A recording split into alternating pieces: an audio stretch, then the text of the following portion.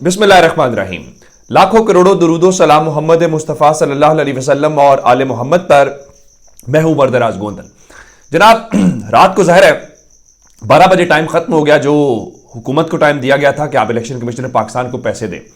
तो लोग सारी रात इंतजार ये करते रहे कि क्या अदालत खुलेगी, क्या पिछले साल की तरह सुप्रीम कोर्ट के जो जजेस हैं वो भी सुप्रीम कोर्ट पहुंचेंगे। ऐसा कुछ नहीं हुआ, लेकिन क्या ऐसा ही होगा? ऐसा नहीं है। मैं आपको बताना यह चाहता हूं कि हुकूमत, मौजूदा हुकूमत जो है वो अपने बिछाए हुए जाल के अंदर फंस रही है। मैं आपको एक खबर देना चाहता हूं जिसको हम बजट या सप्लीमेंट्री ग्रांट कहते हैं, वो आज तक किसी हुकूमत की असेंबली से मुस्तरद नहीं हुई। मिसाल के तौर के ऊपर, अगर शहबाज शरीफ की हुकूमत बजट पास ना करवा सके तो इसका सादा सा मतलब यह होता है कि उसके पास असेंबली में अक्सरियत नहीं है और इसलिए हुकूमत घर चली जाती है। अब इन्होंने एक बिल मुतारिफ कल करवाया और वो बिल जाहिर है उन पैसों के लिए है जो इन्होंने वहां पे इलेक्शन के लिए पंजाब के हवाले से, जो सुप्रीम कोर्ट का हुक्म है। अगर ये मुस्तरद हो जाता है, क्योंकि वो हुकूमत का जो ट्रेजरी बेंचेस होते हैं उनका बिल है, तो इसका मतलब ये होगा कि आप जो है असेंबली में अक्सरियत खो चुके हैं। और इसका मतलब यह होगा क्योंकि आइन के मुताबिक बजट अरकान अपनी पार्टी पॉलिसी को फॉलो करने के पाबंद हैं। अगर हुकूमत यह बिल लेके आई है और हुकूमत के अपने अरकान इस बिल के हक में वोट नहीं करते, यानी मिसाल के तौर के ऊपर शहबाज शरीफ भी वोट नहीं करते, तो क्या जिसने जमा करवाया उसने पार्टी पॉलिसी की खिलाफ वर्जी की? ये है बेसिकली क्या? तो इसके ऊपर आइन का आर्टिकल 95 लगता है। वो कैसे लगता है? वही जाल जो खुद बचा रहे हैं। जस्ट देन अगर सप्लीमेंट्री बिल या ग्रांट मंजूर नहीं होती तो इसका मतलब क्या है? इसका मतलब हुकूमत के पास नंबर नहीं है। तो सदर पाकिस्तान ऐवान सदर से सिंपल से खत लिखने वाले हैं। मैं उस सुप्रीम कोर्ट वाले मामले से हट के आपको बता रहा हूं, तो यह भी सुप्रीम कोर्ट के अमल से पहले के एक्शन में आपको बता रहा हूं। तो होगा क्या कि सदर साहब वजीर आजम को खत लिखेंगे और कहेंगे चूंकि आपने एक बिल मुतारिफ कराया, वो बिल आप पर पास नहीं करवा सके और आपको शिकस्त का सामना करना पड़ा है, इसलिए इससे जाहिर यह होता है कि आपके पास अब नेशनल असेंबली के अंदर वो 172 का जो मैजिक नंबर है वो नहीं रहा, तो इसलिए आप एतमाद का वोट दें। तो यहां पे सूरत हाल एमकेएम पाकिस्तान जो है वो बदल सकती है। और पीपल्स पार्टी के ऊपर भी लोग शुकूक व शुबहात का इजहार कर रहे हैं कि पीपल्स पार्टी बार बार तहरीक इंसाफ को क्यों कह रही है कि आप आए बातचीत करें। कहीं ऐसा तो नहीं है कोई और फरीक तहरीक इंसाफ और पीपल्स पार्टी को इस सिलसिले में उन चीजों के ऊपर लेके आ रहा है? अब एक तरफ तो ये बात है, दूसरी तरफ पाकिस्तान पीपल्स पार्टी का अंदाजा इस बात से लगा लीजिए कि लतीफ खोसा साहब आजकल, और दो ही लोग हैं, लतीफ खोसा और एतजाज एहसन, ये टीवी के ऊपर भरपूर तरीके से बात कर रहे हैं और बार बार एक बात कहते हैं कि इलेक्शन 90 रोज के अंदर होने चाहिए। और अब इनमें से जाहिर है उनको पीपल्स पार्टी एक्शन लेगी, क्योंकि पीपल्स पार्टी फिलहाल बेनिफिशरी है इलेक्शन ना होने के ऊपर। तो खबर यह आई है कि ये बातें करने की और इस तरह से स्टैंड लेने की पादाश के अंदर पाकिस्तान पीपल्स पार्टी के रहनुमा और पीपल्स लॉयर्स फोरम के सदर लतीफ खोसा को उनके ओहदे से हटा दिया गया। बिल्कुल ठीक है, हटा देना चाहिए, इससे क्या फर्क पड़ता है। अब लेकिन मैं आपको एक बात बताऊं, बहुत सारे लोग कह रहे हैं कि आप सुप्रीम कोर्ट को पीडीएम बहुत हल्का ले रही है। इफ्तिखार चौधरी जैसा जो एक जज था, जब वो खड़ा हुआ तो उसने जनरल मुशर्रफ को घर भेज दिया था और फिर यूसुफ रजा गिलानी तक को। अब रही बात कि सुप्रीम कोर्ट के पास ऑप्शन क्या है? सुप्रीम कोर्ट के पास ऑप्शन ये है कि वो एक हुक्म देंगे और अदालत हुक्म मानने से इनकार कर देगी। जैसे रात को इरफान कादर टीवी के ऊपर बैठ के कह रहे थे कि मुझे चीफ जस्टिस वजीर आजम को तलब करके दिखाए, यानी अपनी तरफ से वो तड़ियां लगा रहे हैं, ये धक्के खाना चाहते हैं। और इस सारी सूरत हाल में जो सेक्रेटरी खजाना है उसको अमेरिका भेजा गया है और बताया जा रहा है जी वो IMF से बात करेगा। मरियम नवाज जो है वो फ्लाइट पकड़ के बाहर जा रही हैं। बताया गया जी Maryam Nawaz is leaving for Saudi Arabia with her husband and children for Umrah tonight via Saudi airline, says her political secretary. Nawaz Sharif her father will arrive in Saudi Arabia from London. Nawaz Sharif जो हैं वो लंदन से सऊदी अरेबिया जाएंगे। खबरें शहबाज शरीफ की भी हैं। तो मुल्क जाए भाड़ में, मुल्क का जो भी हाल है उसको छोड़ दे, शरीफ खानदान जो है वो आखिरी दिन वहां पे गुजारेगा और तस्वीर वहां से जारी करेंगे और हमें बताने की कोशिश करेंगे कि जनाब देखें वो इस वक्त अल्लाह तौबा कर रहे हैं। पाकिस्तान के अंदर जो अल्लाह तौबा करने वाले हैं उनको अफ्तारी और सहरी का सामान भी अफोर्ड करना बहुत मुश्किल हो गया।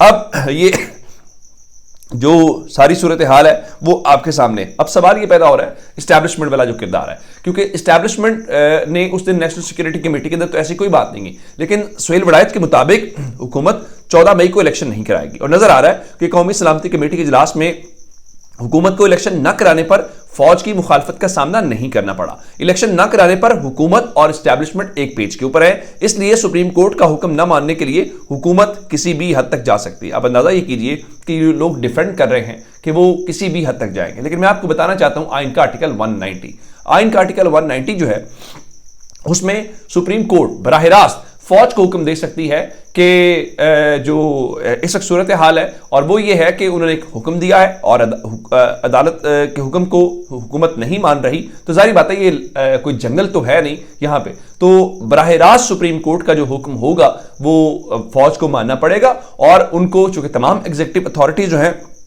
वो बाउंड है इस चीज को करने के लिए। तो मुझे ये बताइए कि इसमें से होगा क्या, इसमें से क्योस आएगा। अब ये सारा जो क्योस किया जा रहा है, अब राना सनाउल्लाह के जरा होशो आवाज बदले में वो फरमाते हैं जी इमरान खान बैठकर इलेक्शन पर बात करें तो मामलात सुलझ सकते हैं। लेकिन मैं आपको खबर क्या देना चाहता हूं, मैं आपको खबर यह देना चाहता हूं कि इनकी परेशानी है क्या। इलेक्शन कमीशन ऑफ पाकिस्तान ने वोटर लिस्टों के ताजा आदादो शुमार जारी किए हैं, जरा इंटरेस्टिंग सुनिएगा।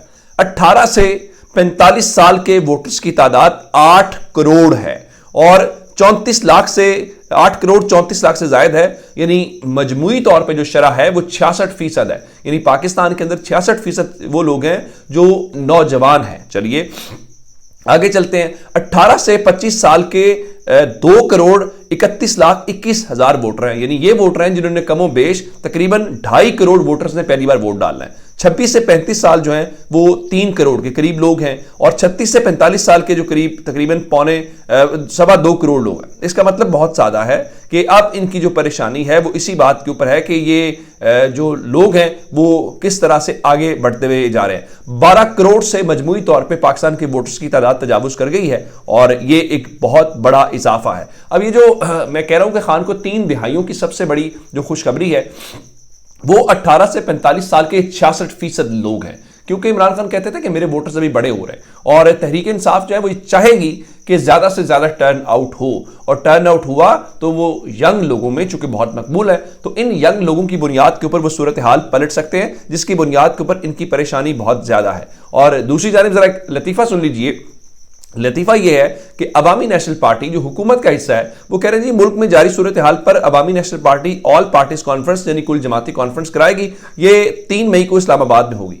हुकूमत ने भी ऐलान किया था शहबाज शरीफ ने, लेकिन वो कुल जमाती कॉन्फ्रेंस कहां पे गई हमें इस बात का अंदाजा नहीं है। अच्छा एक बात जो है, चूंकि कल पार्लियामान से वो बिल मंजूर हो गया प्रैक्टिस एंड प्रोसीजर वाला, तो वो सदर को जाना है और 10 रोज के पास टाइम है सदर का, और अगर 10 रोज के अंदर वो साइन नहीं करते तो इसका मतलब है कि वो समझा जाएगा साइन हो गया, वो कानून कैसा बन गया। लेकिन खबरें चूंकि हैं कि आइन के आर्टिकल 186 के तहत वो सुप्रीम कोर्ट को भेज सकते हैं और उनसे कहेंगे कि आप हमें एडवाइस करें और एडवाइजरी रोल जो है वो प्ले करें। तो ये राना सनाउल्लाह रात को कहते रहे जी अदालत भी स्ट्राइक डाउन नहीं कर सकती। अगर अदालत ने स्ट्राइक डाउन किया या सदर ने दस्तखत ना किए तो हम बार बार जो है वो वहां पे भेजेंगे। अब जरा अगली खबर सुनिए। मंसूर अली खान जो है वो क्लिप वाले मामले के ऊपर, कि उस मामले को लेके मरियम नवाज का क्लिप कैसे वायरल हुआ कुछ पता नहीं है। वो कहते हैं टीम में 4 से 5 मेंबर थे जिनकी कंप्यूटर तक रसाई थी, मैं किसी पे शक नहीं कर सकता। क्लिप का लीक होना मेरे लिए शर्मिंदगी है। ये कान पकड़वाए आखिर क्या वजह है कि इतने घंटों के अंदर उनको वजाहत देनी पड़ी है, ऐसा नहीं होना चाहिए था। ये मंसूर अली खान की वजाहत है, बिल्कुल ठीक है। अब दूसरी जानिब एक और जो इस वक्त इंटरेस्टिंग खबर चल रही है, जो चूंकि हम सुन रहे हैं कि फुल बेंच है, रात को कौमी असम्बली वाले जो तर्जुमान है ये वजाहतें देते हुए नजर आए जी कौमी आईनी कन्वेंशन में सुप्रीम कोर्ट के तमाम जजेस को मदऊ किया गया था, चीफ जस्टिस को भी मदऊ किया गया था। लेकिन एक तो ये जो आपको बेंच नजर आ रहा है ये फुल बेंच, यही चाहते थे वो, तो उनको फुल बेंच ये मिल गया है इसमें। लेकिन मैं आपको एक बात बताऊं, जस्टिस काजी फायज ईसा ने कल जो कुछ किया है वो जाहिर है उसके ऊपर उनको बहुत तनकीद का सामना करना पड़ रहा है। इवन हामिद खान जैसे बड़े जो एक अच्छे वकील हैं जो बड़ी सुलझी हुई बात करते हैं, उनके मुताबिक जस्टिस काजी फायज ईसा को इस माहौल के अंदर पार्लियामेंट में नहीं जाना चाहिए। जरा देखिएगा ये जो शख्स पीछे गोल दायरे में आपको नजर आ रहा है खालिद हुसैन ताज है और ये नून लीग से बड़े सरगर्म वकील है। ये जस्टिस काजी फायज ईसा साहब के साथ आए, वो कहते हैं जी मैं उनको छोड़ने गया था। भाई आपको छोड़ने गए, आपका उनसे क्या ताल्लुक है? और ये साहब जो हैं ये मरीम नवाज के साथ आपको नजर आ रहे हैं, ये आपको आजम नजीर तारड़ और जो अता तारा उनके साथ नजर आएगी। ये मरीम नवाज जैसे रावलपिंडी आई, तो इससे बाकी मैं ये तस्वीरें दिखा देना ही काफ़ी है, इसके ऊपर फर्दर कोई वजाहत की ज़रूरत नहीं है। अपना बहुत सा ख्याल रखिएगा। खुदा हाफिज़।